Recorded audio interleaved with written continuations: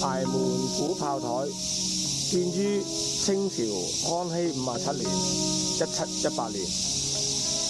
依家見到嘅係炮台對出嘅崖門水道，係通往廣州嘅8大水道之一。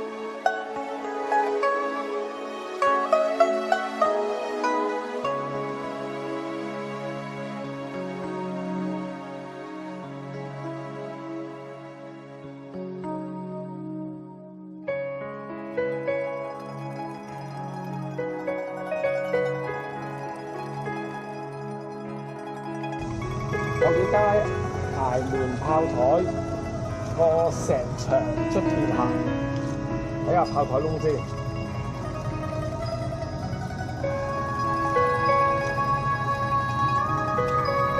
呢個冇支炮，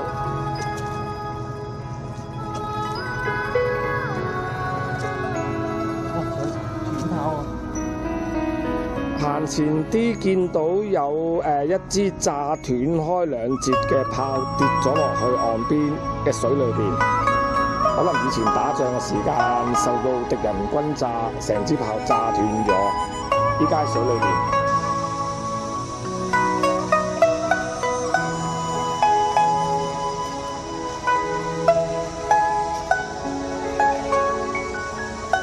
支炮上面有字嘅。